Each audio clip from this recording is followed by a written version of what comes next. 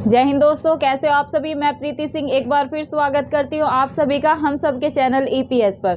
दोस्तों कंटिन्यू करते हैं जीएस सेकंड की क्लास। आज हम 36 नंबर की क्लास लेने जा रहे हैं। इससे पहले दोस्तों मैं 35 लेक्चर ऑलरेडी जीएस सेकंड जो कि है अपनी भारतीय राज्य व्यवस्था, जो कि मैं आपको स्टेट लेवल, जितने भी आप स्टेट लेवल के पीसीएस की तैयारी कर रहे हैं, चाहे आप बीपीएससी की तैयारी कर रहे हैं, आरएएस की तैयारी कर रहे हैं, अपना यूपी पीसीएस की तैयारी कर रहे हैं या फिर एमपी पीसीएस की तैयारी कर रहे हैं, तो दोस्तों ये कक्षा जो जीएस सेकंड की और जो मैं करंट अफेयर की करा रही हूँ आप सभी को, करंट अफेयर के भी दोस्तों मेरे 46 लेक्चर कंप्लीट हो चुके हैं, तो वो भी आपको चैनल पर ही मिल जाएंगे, प्लेलिस्ट बना दी है।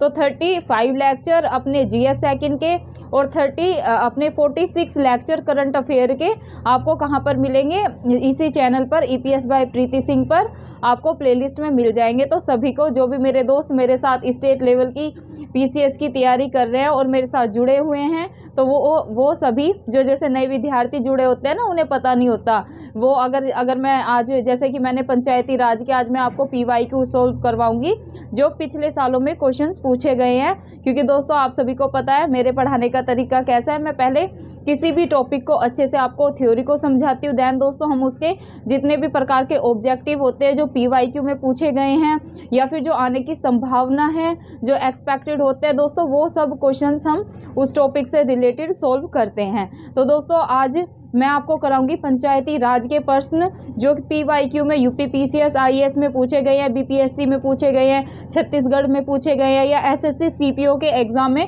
पूछे गए हैं, वो सब सॉल्व दोस्तों आज मैं कराऊंगी। और जब मैं आपको पंचायती राज की क्लास करवा रही थी दोस्तों, मैंने 2 क्लासेस पंचायती राज पे ली हैं, तो मैं आप सभी को बता रही थी कि ये टॉपिक दोस्तों एवरग्रीन है। एवरग्रीन का मतलब क्या है दोस्तों, एक तो ये सभी एग्जाम में पूछा जाता है, चाहे फिर आप कोई भी स्टेट लेवल की पीसीएस की तैयारी कर रहे हो, चाहे फिर आप एसएससी सीजीएल सीपीओ या फिर अपना दिल्ली पुलिस के एसआई की या दिल्ली पुलिस कांस्टेबल की या यूपीएसआई की तैयारी कर रहे हो, तो दोस्तों ये जो पंचायती राज टॉपिक है ये सभी एग्जाम को हेल्प करेगा। और यहाँ से दोस्तों हर एग्जाम में क्वेश्चन बनता ही बनता है, तो इसलिए मैं इस टॉपिक को क्या मानती हूँ, ये टॉपिक दोस्तों अपना है एवरग्रीन। तो ये सभी जो भी मेरे दोस्त और भी प्रतियोगी परीक्षाओं की, चाहे वो एमटीएस मतलब 0 लेवल से लेके, मतलब एक छोटे एग्जाम से लेके एक बड़े एग्जाम जो कि हम स्टेट लेवल पीसीएस और यूपीएससी को मानते हैं और जो कि है भी, तो उन सबको कवर करेगा।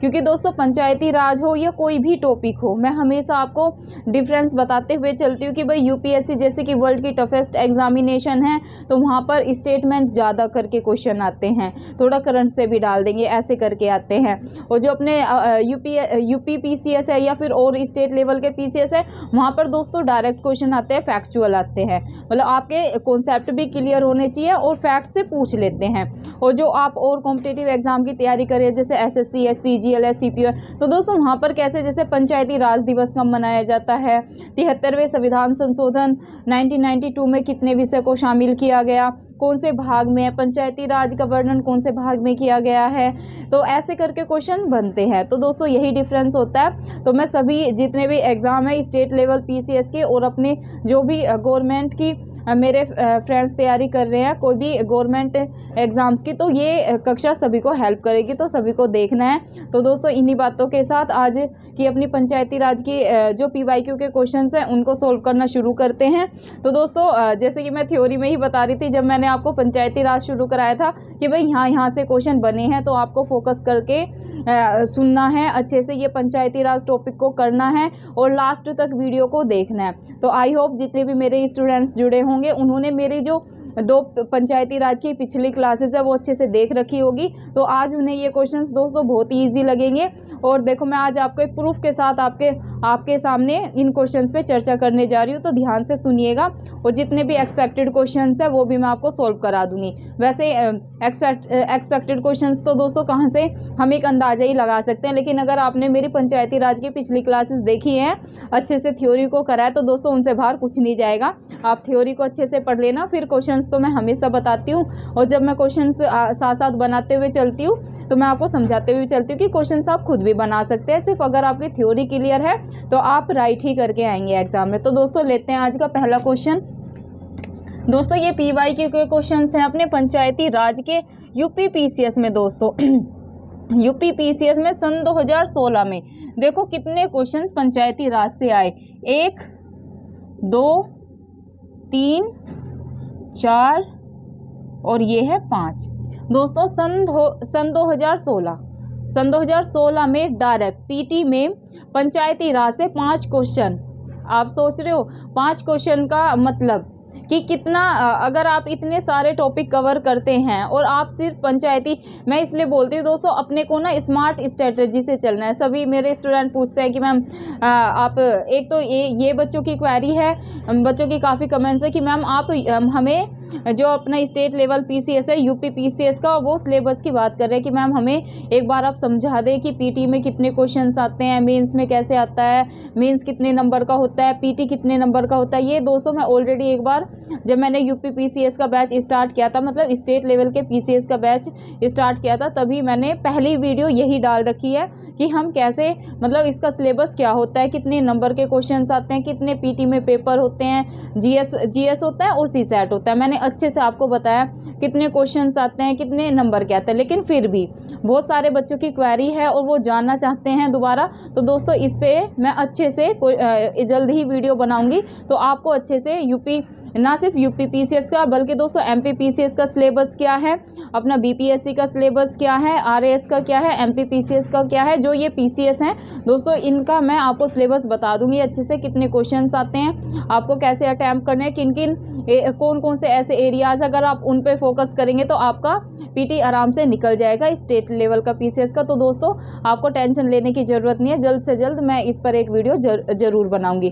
कोशिश है मेरी कि मैं अपना इसी वीक में बनाऊं, जैसे भी होता है मैं पूरा अपना 100% दूंगी और आपको अच्छे से समझाऊंगी। कोशिश करूंगी कि जो भी बच्चे नए तैयारी में आए हैं उन्हें किसी भी प्रकार का डाउट ना रहे, क्योंकि आप सभी को पता है दोस्तों जब हमारा ये पता होता है कि भाई सिलेबस क्या है, आप किसी भी स्टेट की तैयारी करें, मैंने स्टार्टिंग में ही आपको पहली वीडियो में बताया था कि भाई सबसे पहले आप किसी भी स्टेट की या यूपीएससी की या कोई भी एग्ज़ाम की, चाहे वो एसएससी के एग्ज़ाम की आप तैयारी कर रहे हैं, सबसे पहले क्या करना है, आपको सिलेबस निकलवाना है, उसको अच्छे से 2 दिन उस पर काम करना है कि भाई क्या क्या सिलेबस में पूछा जाएगा, क्या क्या है, उन टॉपिक को देखना है, याद करना है। देन दोस्तों आपको पीवाईक्यू सॉल्व करने हैं, पीवाईक्यू देखने हैं कि भाई कैसे क्वेश्चन प्री में बने हैं, कैसे मेंस में बने हैं। देन दोस्तों आपको कुछ और करना है, तो वो सारे मैं बता चुकी हूँ, लेकिन फिर से इस पर अच्छे से विस्तार में चर्चा करेंगे। आज तो दोस्तों सॉल्व करते हैं पंचायती राज के क्वेश्चन। दोस्तों जैसे मैं बता रही थी सन 2016 में सिर्फ पंचायती राज टॉपिक से 5 क्वेश्चन पूछे गए हैं। वो कैसे पूछे गए हैं अभी सॉल्व करेंगे। तो दोस्तों इसीलिए पंचायती राज टॉपिक बहुत ही ज़्यादा महत्वपूर्ण है, ना सिर्फ स्टेट लेवल पीसीएस के लिए बल्कि दोस्तों यूपीएससी और जो भी आप कॉम्पिटिटिव एग्जाम, मतलब कोई भी गवर्नमेंट एग्जाम की प्रिपरेशन कर रहे हैं, वहाँ पर भी आपको पूरी मदद करता है। तो दोस्तों पहले क्वेश्चन यूपी पीसीएस में सन 2016 में पूछा गया था, निम्नलिखित में कौन पंचायतों की संरचना के बाबत, ये हिंदी में है, बाबत उपबंध करने को अधिकृत है। सिंपल ये है कि निम्नलिखित में कौन पंचायतों की संरचना का उपबंध करने की अधिकृत है, मतलब कौन पंचायती राज की संरचना का उपबंध करता है। क्या राज्य का राज्यपाल करता है, बी में है दोस्तों पंचायत राज्य का विधानमंडल करता है, थर्ड है दोस्तों भारत की संसद करती है, फोर्थ है भारत का राष्ट्रपति करता है। तो दोस्तों अगर आ जाए पंचायतों की संरचना का उपबंध कौन करता है, तो दोस्तों ये करता है राज्य का विधानमंडल। कौन करता है दोस्तों, राज्य का विधानमंडल। ये दोस्तों यूपी पीसीएस प्री सन 2016 में क्वेश्चन पूछा जा चुका है। देन दोस्तों अब दोस्तों इसका पंचायतों की अगर संरचना से संबंधित आर्टिकल आ जाए, क्या दोस्तों अगर आ जाए कि पंचायतों की संरचना कौन से आर्टिकल में दी गई है, ऐसे देंगे आपको ऑप्शन में 243 खा, 243 गा, 243 घा या 243 डा, ऐसे करके देंगे ऑप्शन में।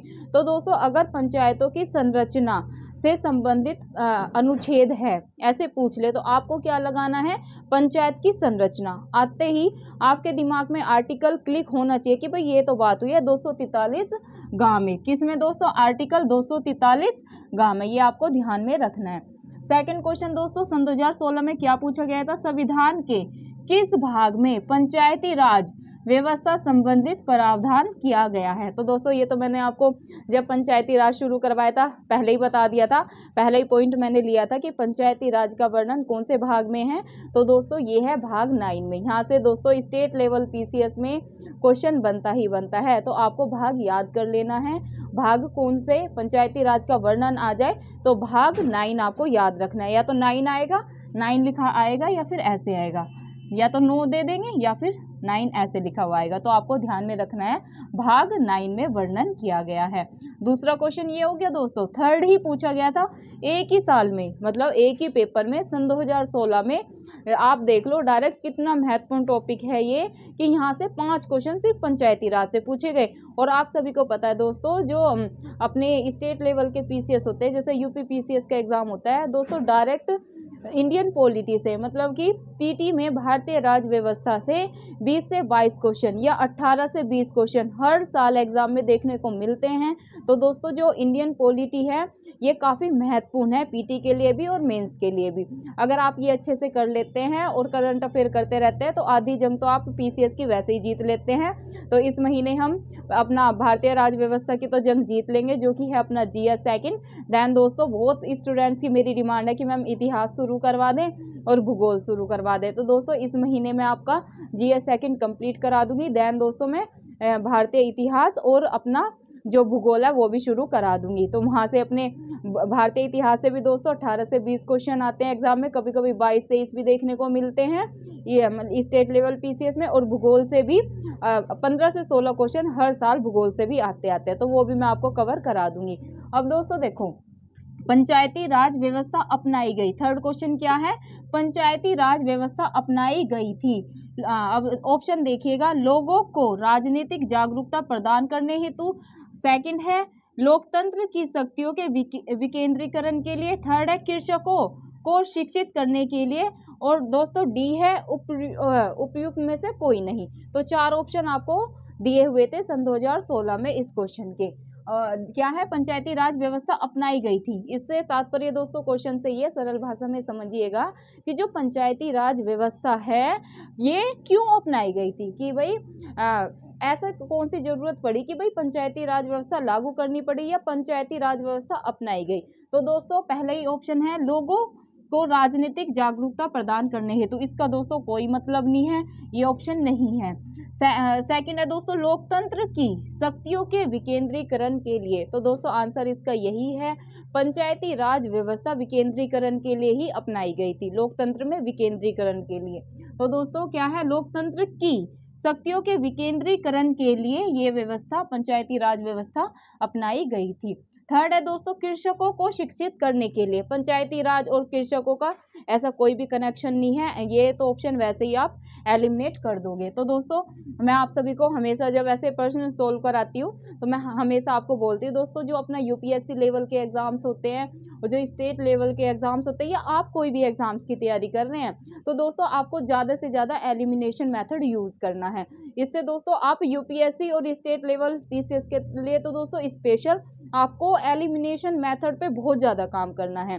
कि इसमें ये होता है कि 2 ऑप्शन तो दोस्तों ऐसे होते हैं उन्हें हम काट देंगे, कि भाई जैसे ये है कि कृषकों को शिक्षित करने के लिए पंचायती राज व्यवस्था अपनाई गई, तो इससे तो हमें कोई लिंक नहीं लग रहा कि भाई शिक्षित और पंचायती राज का क्या ही मतलब है, तो इससे तो आप एलिमिनेट कर दोगे। ये एलिमिनेट हो गया, बचा क्या दोस्तों, लोगों को राजनीतिक जागरूकता प्रदान करने हेतु। तो दोस्तों इसका भी कोई लिंक नहीं है पंचायती राज से, तो ये भी वैसे ही कट हो गया। अब दोस्तों बात है उपयुक्त में से कोई नहीं, तो अगर हमें ये पता है कि भाई लोकतंत्र की शक्तियों, लोकतंत्र की शक्तियों के विकेंद्रीकरण के लिए, तो ये तो वैसे ही कट हो जाएगा कि ऐसा तो हो नहीं सकता, उपयुक्त में से कोई नहीं है। हमें तो पता है भाई जो अपनी पंचायती राज व्यवस्था है ये लोकतंत्र की जो पावर होती है उनमें विकेंद्रीकरण के लिए अपनाई गई थी। तो दोस्तों अपना आंसर हो गया ये। अब दोस्तों मूव करते हैं कि फोर्थ क्वेश्चन क्या पूछा गया सन 2016 में। दोस्तों फोर्थ क्वेश्चन है, भारत में पंचायती राज व्यवस्था के शिल्पीकार किसे कहा जाता है। दोस्तों ये तो मैंने आपको जब मैं थ्योरी करवा रही थी तो स्टार्टिंग में बता दिया था कि भाई यहाँ से क्वेश्चन बना है, क्योंकि दोस्तों मैंने PYQ सोल्व कर रखे हैं तो मुझे पता होता है जब मैं थ्योरी करवाती हूँ आपको कि भाई कहाँ से क्वेश्चन बनते हैं। लेकिन बहुत से मेरे स्टूडेंट ऐसे होंगे जैसे नए टीचर आते हैं ना, उन पर बिलीव नहीं, मतलब विश्वास नहीं कर पाते हैं कि भाई ऐसे थोड़ी ना, यहाँ से थोड़ी ना पूछे गए, इतने ईजी थोड़ी ना पूछे जाएंगे। लेकिन दोस्तों ऐसा नहीं है, आप मेरे पे विश्वास कर सकते हैं। अब तक तो हो ही गया होगा, मैं 35 लेक्चर आपको GS के करा चुकी हूँ और करंट अफेयर के भी कराती हूँ। तो दोस्तों आप सभी को विश्वास हो गया होगा, क्योंकि मैं अगले दिन पहले थ्योरी करवाती हूँ, देन दोस्तों मैं PYQ सोल्व करवाती हूँ। तो मैं आपको साथ साथ बताते हुए चलती हूँ कि भाई देखो कल मैंने थ्योरी में ये समझाया था आपको, और देखो आज ही मैंने आपके सामने दिखा रही हूँ कि सन 2002 में या सन 2012 में क्वेश्चन पूछा गया। अब देखो जब मैं थ्योरी करवा रही थी तो मैंने आपको बताया था भाई शिल्पीकार से क्वेश्चन बना है कि भाई जो पंचायती राज है, भारत में पंचायती राज व्यवस्था के शिल्पीकार किसे कहा जाता है। तो दोस्तों ये कहा जाता है BR मेहता को। BR मेहता मतलब BR मेहता, बलवंत राय मेहता को अगर आ जाए भारत में पंचायती राज के शिल्पी या शिल्पकार किसे माना जाता है, तो आप क्या लगाएंगे, BR मेहता, मतलब कि बलवंत राय मेहता।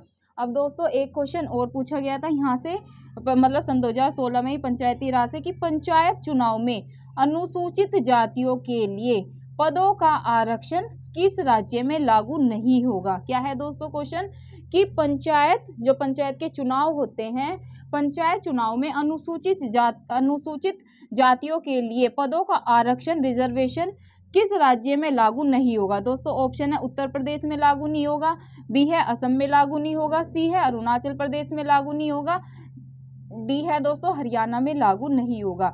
तो दोस्तों इसका आंसर है, आपको फोकस करना है कि किस राज्य में मतलब पंचायत के चुनाव होते हैं, पंचायत चुनाव में अनुसूचित जातियों के लिए जो रिजर्वेशन की बात हुई है, किस राज्य में ये लागू नहीं होगी। तो दोस्तों उत्तर प्रदेश में तो लागू है, वहां पर अनुसूचित जातियों को आरक्षण मिलता है पंचायतों में, ठीक है। उत्तर प्रदेश में भी मिलता है, असम में भी मिलता है दोस्तों, हरियाणा में भी मिलता है। दोस्तों किस में नहीं मिलता है, अरुणाचल प्रदेश में नहीं मिलता है, तो ये आपको ध्यान में रखना है। अब दोस्तों अरुणाचल प्रदेश में क्यों नहीं मिलता है, सन 2011 की जनगणना के अनुसार दोस्तों यहाँ अनुसूचित जो जाति है इनकी जनसंख्या नहीं पाई गई। जो सन 2011 की जनगणना हुई थी अरुणाचल प्रदेश में, वहां पर क्या हुआ था, जब जनगणना हुई थी तो वहां पर अनुसूचित जातियां पाई नहीं गई, तो इसलिए वहां पर आरक्षण भी नहीं दिया जाता। तो आप ऐसे करके याद कर सकते हैं, इसलिए यहाँ पर यह नियम लागू नहीं होगा। तो आपको क्या लगाना है कि यह नियम कहाँ पर लागू नहीं है, अरुणाचल प्रदेश में लागू नहीं है। अब दोस्तों ये तो हो गई। अब आप ये देख सकते हैं कि ये टॉपिक कितना महत्वपूर्ण है कि एक ही साल में सन 2016 में 5 क्वेश्चन डायरेक्ट पंचायती राज से पूछे गए हैं। तो आपको पंचायती राज को टॉपिक जो है इसके पॉइंट टू पॉइंट को मैंने पिछली क्लासेस में समझाया है, उसको दोस्तों पिछली क्लासेस को आपको अच्छे से देखना है, देन आप इसको कनेक्ट कर पाएंगे।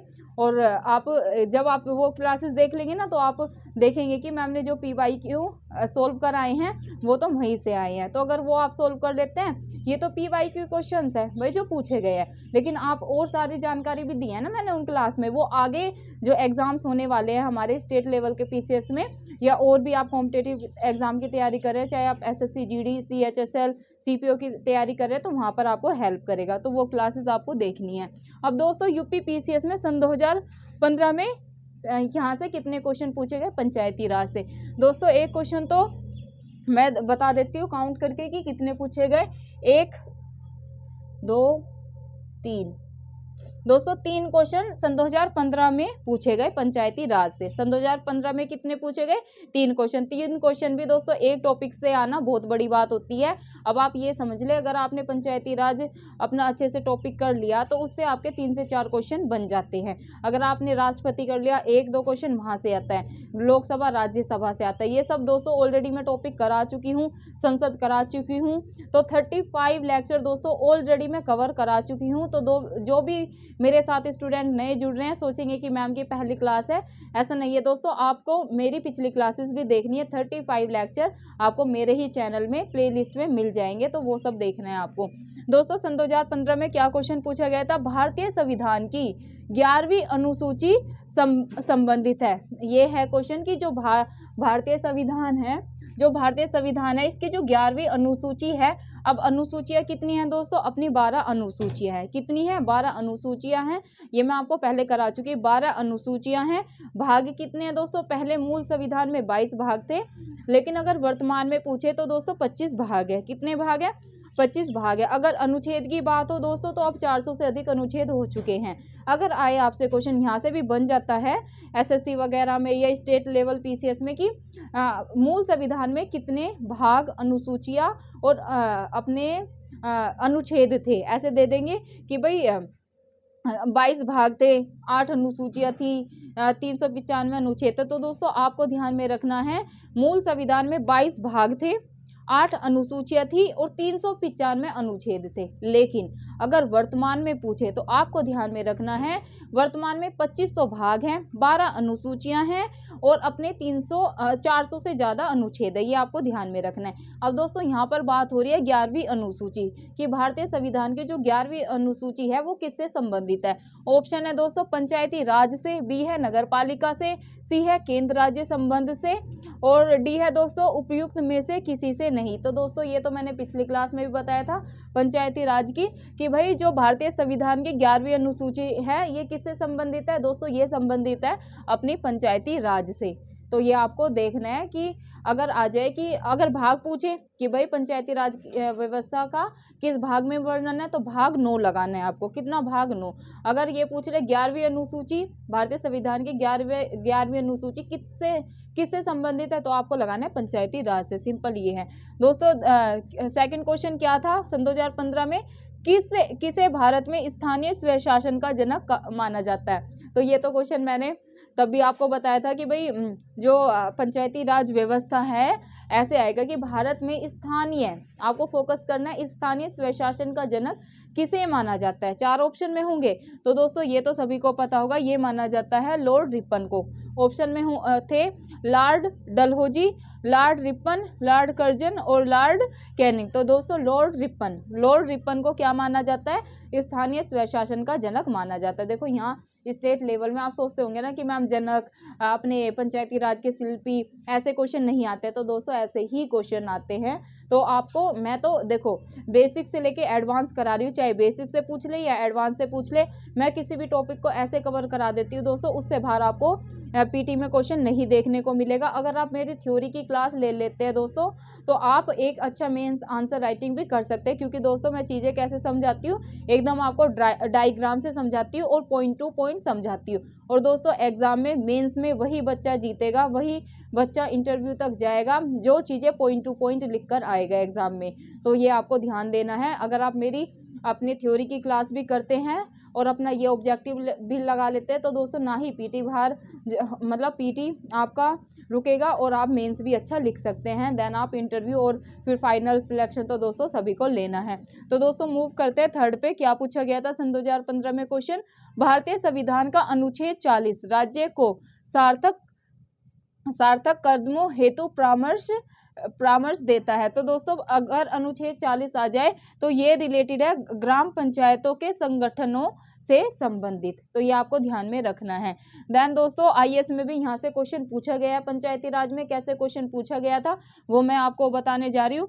यदि पंचायत भंग होती है, ये मैंने पंचायत की पिछली क्लास में कराया था आपको कि यदि पंचायत भंग हो जाती है, पंचायत को दोस्तों 5 साल का कार्यकाल होता है। अगर ऐसे आ जाए पंचायतों का कार्यकाल कितने वर्ष का होता है तो आपको लगाना है 5 वर्ष का होता है। लेकिन दोस्तों अगर 5 वर्ष से पहले पंचायत भंग हो जाती है तो किस अवधि के अंदर निर्वाचन होंगे, किस अवधि के अंदर, कितने टाइम पीरियड के अंदर दोबारा निर्वाचन होंगे। तो दोस्तों ऑप्शन में होगा 1 वर्ष बाद, 3 महीने बाद, 6 माह बाद, ऐसे करके ऑप्शन में देंगे। तो आपको क्या ध्यान में रखना है, आपको एक ही चीज़ ध्यान रखनी है कि भाई अगर पंचायत भंग हो जाती है तो 6 महीने के अंदर ही निर्वाचन होंगे। कितने महीने के अंदर, 6 महीने के। दोस्तों ये आईएएस जो यूपीएससी का एग्जाम होता है आईएएस में सन 2009 में क्वेश्चन ऑलरेडी पूछा जा चुका है। मूव करते हैं दोस्तों नेक्स्ट क्वेश्चन पे जो कि है अशोक मेहता समिति ने पंचायती राज व्यवस्था के अंतर्गत कितने स्तरीय ढांचे के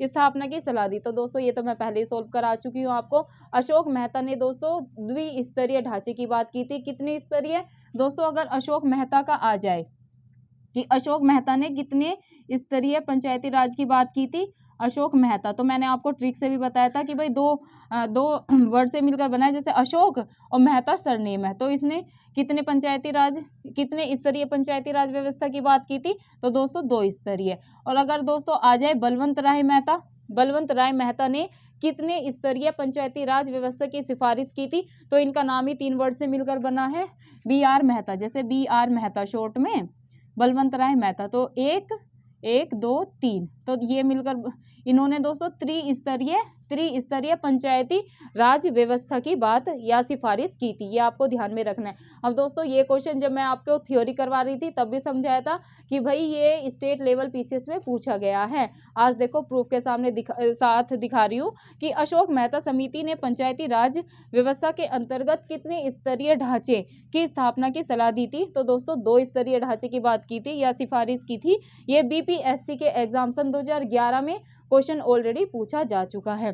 देन दोस्तों मूव करते हैं नेक्स्ट क्वेश्चन पे, जो कि है पंचायत के चुनाव हेतु निर्णय डिसीजन किसके द्वारा लिया जाता है? ऑप्शन है दोस्तों चुनाव आयोग के द्वारा, केंद्र सरकार के द्वारा, राज्य सरकार के द्वारा, या दोस्तों जिला न्यायाधीश के द्वारा। तो दोस्तों अगर बात करें पंचायतों के चुनाव की, क्या है? पंचायत के चुनाव कराने हेतु क्या है दोस्तों क्वेश्चन?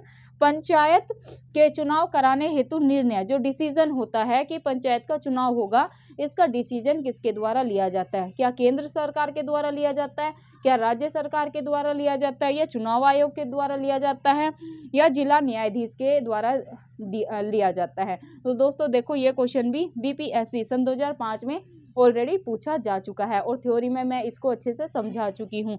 तो दोस्तों इसका आंसर है राज्य सरकार के द्वारा। किसके द्वारा? राज्य सरकार के द्वारा दोस्तों पंचायत के चुनाव कराने हेतु डिसीजन लिया जाता है। ये आपको ध्यान में रखना है। मूव करते हैं दोस्तों नेक्स्ट क्वेश्चन पे, जो कि है भारत में त्रिस्तरीय पंचायती राज प्रणाली का प्रस्ताव किसने दिया था? ये तो दोस्तों मैंने क्वेश्चन आपको जब पंचायती राज स्टार्ट कराया था तभी अच्छे से समझाया था। अब बलवंत राय मेहता ने त्रिस्तरीय पंचायती राज व्यवस्था की सिफारिश की थी। और तीनों कौन कौन से वे स्तर थे, कौन कौन सी पंचायती राज की प्रणाली की सिफारिश की थी, डायग्राम से मैं अच्छे से समझा चुकी हूँ। तो आपको अगर एकदम अच्छे से डिटेल में समझना है तो आप मेरी पिछली क्लासेस देख लेना, सारे कॉन्सेप्ट क्लियर हो जाएंगे। ये दोस्तों क्वेश्चन SSC CPO सन 2011 में ऑलरेडी पूछा जा चुका है। देन दोस्तों मूव करते हैं नेक्स्ट क्वेश्चन पे, जो कि है निम्न में से किस राज्य ने सबसे पहले पंचायती राज अपनाया था? दोस्तों ये क्वेश्चन तो जब हमने पंचायती राज की कक्षा स्टार्ट की थी तभी मैंने समझाया था। और देखो ये क्वेश्चन पूछा भी गया है कि निम्न में किस राज्य में कौन सा ऐसा स्टेट है कि जहां पर सबसे पहले पंचायती राज व्यवस्था को अपनाया गया था? तो दोस्तों ये अपनाया गया था, ऑप्शन है आंध्र प्रदेश, B है बिहार, C है गुजरात, D है अपना राजस्थान। तो ये आंसर तो आप ही बताएंगे। जितने भी मेरे साथ स्टूडेंट मेरे जुड़े हैं और उन्होंने मेरी पिछली कक्षाएं देखी है, इससे मुझे पता चल जाएगा किन किन स्टूडेंट ने मेरी पिछली क्लासेस, जो कि मैं पंचायती राज की 2 मैंने क्लासेस लिए, मैंने आपको बताया था दोस्तों पंचायती राज टॉपिक बहुत ही ज़्यादा महत्वपूर्ण है सभी एग्जाम के लिए, ना सिर्फ स्टेट लेवल के लिए, UPSC के लिए, बल्कि आप किसी भी प्रतियोगी परीक्षा की तैयारी कर रहे हैं, ये एवरग्रीन टॉपिक है, यहाँ से क्वेश्चन बनता ही बनता है। तो ये मैं आपको सोल्व करा चुकी हूँ थ्योरी में। तो इसका आंसर मेरे सभी स्टूडेंट 9 तक मुझे कमेंट बॉक्स में जरूर देंगे। क्या है क्वेश्चन? निम्न में से किस राज्य में सबसे पहले, कौन सा ऐसा राज्य है जहां सबसे पहले पंचायती राज व्यवस्था को अपनाया गया था? ऑप्शन बता देती हूं, आंध्र प्रदेश, सेकंड है बिहार, C है गुजरात, D है अपना राजस्थान। आप सभी को आंसर करना है, 9 तक करना है कमेंट बॉक्स में, आपको कोशिश करनी है दोस्तों। अगर आप नहीं दे पाते आंसर तो ऐसे डरने वाली कोई बात नहीं है, कल मैं इसको अच्छे से पहले इसको सोल्व कराऊंगी, देन मैं आगे जो भी GS का टॉपिक कराऊंगी फिर स्टार्ट करूंगी, पहले मैं इसको सोल्व करा दूंगी। लेकिन प्रयास सभी को करना है, सभी को इस क्वेश्चन का आंसर जो मैंने बताया है आपको दिया है क्वेश्चन 9 तक सभी स्टूडेंट मेरे कमेंट बॉक्स में जरूर करेंगे, और वैसे करेंगे भी क्योंकि आप सभी जो भी मैं करंट अफेयर में आपको क्वेश्चंस देती हूँ होमवर्क के लिए, तो जैसे ज्योति किरण जी हो गई, पूनम जी हो गए, अपना गोविंद जी हो गए, ये सभी मुझे आंसर करते हैं, और हैप्पी जी हो गई। तो ये स्टूडेंट मेरे साथ दोस्तों स्टार्टिंग से ही जब से मैंने क्लासेस ली है स्टेट लेवल की पीसीएस की, ये तभी से मेरे साथ स्टूडेंट जुड़े हैं और ये मुझसे रिक्वेस्ट भी करते हैं कि मैम आप हमें होमवर्क के लिए क्वेश्चन दिया करो। तो आज मैंने होमवर्क के लिए क्वेश्चन दिया, तो इसका आंसर आप सभी करना। देन दोस्तों लास्ट क्वेश्चन है आज का।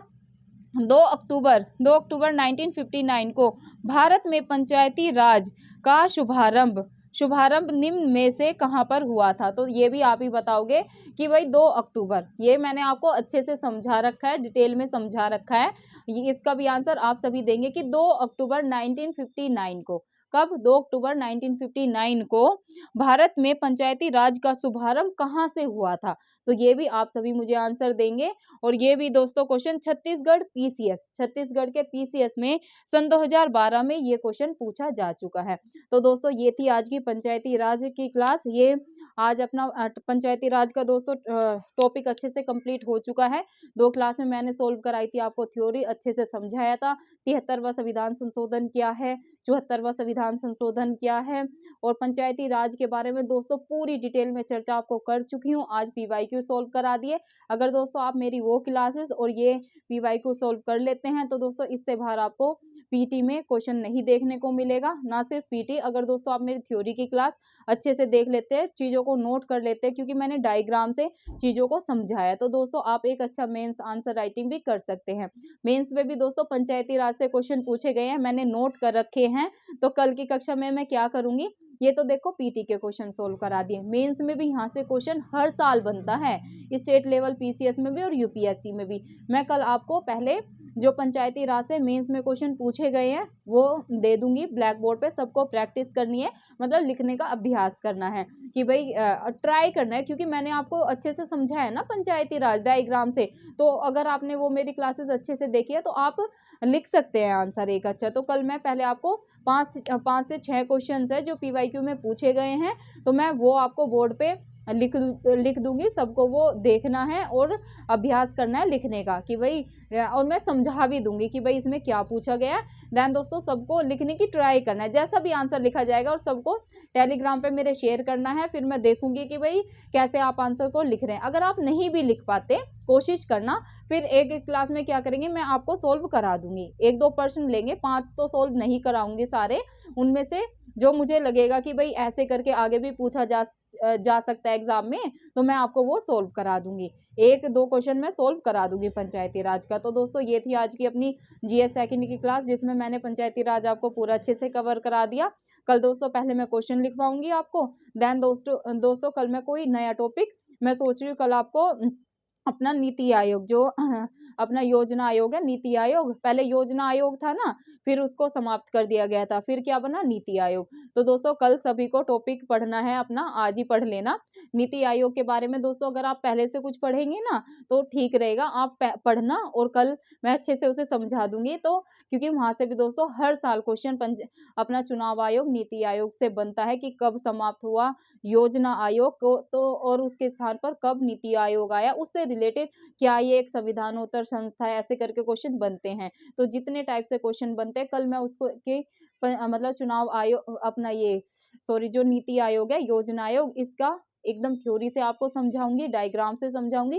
देन दोस्तों परसों उसके हम क्या करेंगे, अपने पीवाईक्यू सोल्व करेंगे, जैसे कि हम हमेशा करते हैं। डिस्क्रिप्शन में दोस्तों मैं अपना टेलीग्राम लिंक डाल दूंगी। शाम तक कोशिश करूंगी कि आपको सारी पीडीएफ में प्रोवाइड कर दूं। ढील क्या है दोस्तों, समय की थोड़ी व्यस्तता चल रही है, क्योंकि ये सब दोस्तों अकेले मैनेज करना होता है, 2-2 क्लास लेना, कंटेंट तैयार करना, जैसे आप सभी को पता है नाइट में 2 से 3 बज जाते हैं, और फिर 7 बजे उठ के ठंडी में इतना क्लासेस लिखना, फिर मिटोना, फिर शूट करना। तो दोस्तों ये अकेले मैनेज करना बहुत ही ज़्यादा मुश्किल होता है, लेकिन कोई नहीं, आप पीडीएफ की टेंशन नहीं लेना। देखो लेट हो रहा है, कोई दिक्कत नहीं है, आप नोट्स बनाए। देखो जो होता है ना अच्छे के लिए होता है, मैं हमेशा पॉजिटिव लेके चलती हूँ। जो होता है ना अच्छे के लिए होता है, मैं आपको हमेशा बोलती हूँ कि आपको खुद भी नोट्स बनाने हैं। जो चीजें आपको याद हो रही है वीडियो को देखकर, वो चीजें आपको नहीं लिखनी। जैसे कि काफी बच्चों का फीडबैक भी है कि मैम आपकी वीडियो देखकर ही याद हो जाता है। तो दोस्तों बहुत अच्छी बात है, आपको वीडियो देखकर ही, आपको मेरा टीचिंग मेथड इतना अच्छा लग रहा है कि आपके माइंड में चीजें बैठ रही है। इससे खुशी की बात दोस्तों मेरे लिए कुछ नहीं है, और मेरा पर्पस भी दोस्तों यही है कि मैं एक सरल भाषा का ऐसे प्रयोग करके बच्चों को समझाऊं, ऐसे चीज़ों को समझाऊं कि अगर एग्जाम में क्वेश्चन आए, एक एवरेज बच्चा भी उसे राइट करके आए, और एक एवरेज बच्चा जो दोस्तों कोचिंग नहीं ले पा रहा, जो सेल्फ स्टडी से कर रहा है, गांव में रह के बच्चे नई नई तैयारी में आ रहे हैं और उनका सपना है कि भाई उन्हें एक सरकारी नौकरी पानी है, एसडीएम बनना है, डीएसपी बनना है, ताकि दोस्तों हम उनके सपने को साकार कर पाए। और दोस्तों ये तब संभव होगा जब आप ज़्यादा से ज़्यादा वीडियो को शेयर करेंगे। दोस्तों अंत में आपसे यही रिक्वेस्ट करना चाहूँगी, प्लीज़ मेरी एजुकेशन की ये वीडियो को आप गाँव-गाँव तक, दूर-दूर तक फैलाने में मेरी मदद करें, ताकि दोस्तों जो भी हमारे छोटे बहन-भाई हैं, हम उम्र हैं या हमसे बड़े हैं, उन्होंने एक उम्मीद सरकारी नौकरी की खो दी है, या उनका एक सपना है छोटे बहन-भाइयों का, या जो भी मतलब कई लड़कियाँ होती हैं ना कि भई बाहर आके तैयारी नहीं कर पाती है, कोचिंग नहीं ले पाती है, वो घर में रह के तैयारी करती है, या फाइनेंशियली बच्चे इतने स्ट्रॉन्ग नहीं होते हैं कि भई वो कोचिंग ले पाएँ। तो दोस्तों आजकल तो देखो यूट्यूब बहुत ही अच्छा माध्यम है। अगर आपको, और टीचर का देखो सबका पढ़ाने का अलग तरीका है। कोई बच्चा किसी टीचर की, मैं ये नहीं कह रही कोई अच्छा पढ़ाता है, बुरा पढ़ाता है, समझ के ऊपर डिपेंड करता है। तो जिस भी टीचर का जिस भी, मैं ये नहीं कह रही आप मेरी ही वीडियो देखो, जिस भी टीचर से आपको अच्छे से समझ आ रहा है, तो आप चीज़ों को अच्छे से समझते हुए चलें।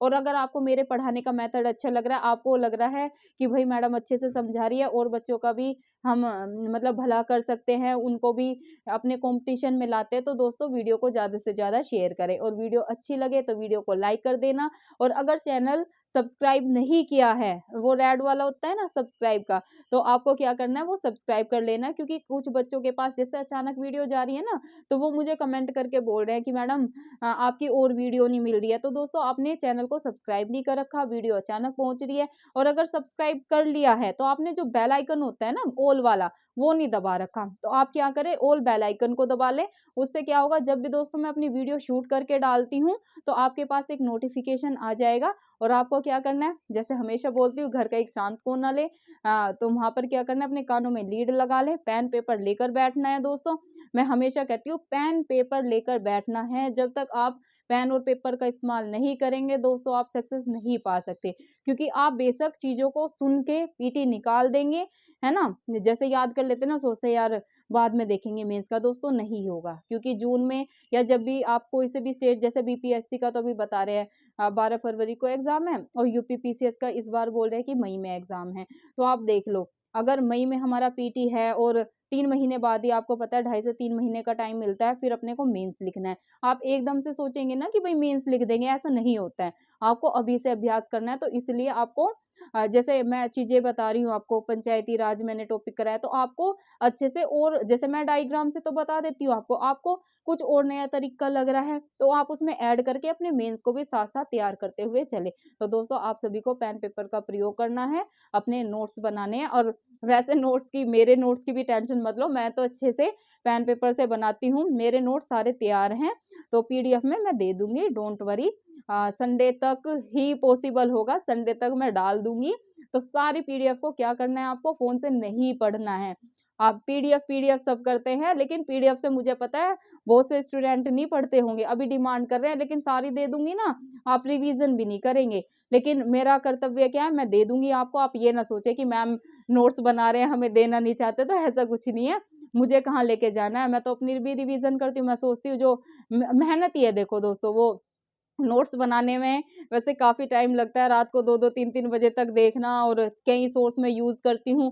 सोचती हूँ कि भई कोई पॉइंट छूट ना जाए, और फिर पीवाईक्यू देखती हूँ, तो काफ़ी रिसर्च करके मैं नोट्स तैयार करती हूँ। तो आप सभी को वो नोट्स दे दूँगी, आप सभी रिवीजन करते रहें। और दोस्तों प्लीज़ हाथ जोड़ के रिक्वेस्ट है, आपको क्या करना है, ज़्यादा से ज़्यादा वीडियो को शेयर करना है, और आप कर भी रहे हैं। क्योंकि दोस्तों आज अपनी फैमिली 66-67 हज़ार की हो चुकी है, तो ये ऐसे ही संभव नहीं हुआ है। आप सभी वीडियो को शेयर कर रहे हैं, तभी ये संभव हो पाया है। तो दोस्तों अब मुझे अकेला फील भी नहीं होता है, मुझे ऐसा लगता है मेरे साथ मेरे इतने सारे स्टूडेंट जुड़े हैं। और दोस्तों हम आगे भी बहुत ही बेस्ट करेंगे एजुकेशन के क्षेत्र में और हम सभी बहुत जल्द से जल्द अपना सिलेक्शन जरूर लेंगे। आपको क्या करना है दोस्तों, सिर्फ आपको मैं हमेशा एक चीज़ कहती हूँ, 100% फोकस अपनी पढ़ाई पर रखना है। अगर आप ईमानदारी से 100% फोकस अपनी पढ़ाई पर करेंगे तो दोस्तों आप सभी जल्द से जल्द अपनी सक्सेस को जरूर अचीव करेंगे। और दोस्तों ऐसा संभव होगा, आप सभी मेरे साथ जुड़े रहे, अपना साथ बनाकर रखें। जल्द से जल्द दोस्तों अपना इस महीने पॉलिटी खत्म हो जाएगा, मैं इतिहास और भूगोल भी शुरू करा दूंगी। जैसे एग्जाम के हिसाब से ही चलेंगे, जैसे एग्जाम में क्वेश्चन पूछे गए हैं वैसे ही आपको मैं तैयारी करवाऊंगी। कोई भटकाव नहीं है कि भाई एग्जाम में क्वेश्चन नहीं आ रहे हैं मैं कुछ भी आपको करा दूं, ऐसा नहीं होगा। मैं पीवाईक्यू देखती हूँ अच्छे से, तभी मैं आपको चीज़ें करवाती हूँ, फिर और सोर्स यूज़ करती हूँ। एक कंटेंट तैयार करने में दोस्तों मैं काफ़ी सोर्स यूज़ करती हूँ, एक भी पॉइंट नहीं छोड़ती हूँ। तो आगे भी हम ऐसे ही तैयारी को करते रहेंगे, अपना साथ बना के रखें। धन्यवाद दोस्तों, मिलते हैं आपको कल के करंट अफेयर और जीएस की क्लास में।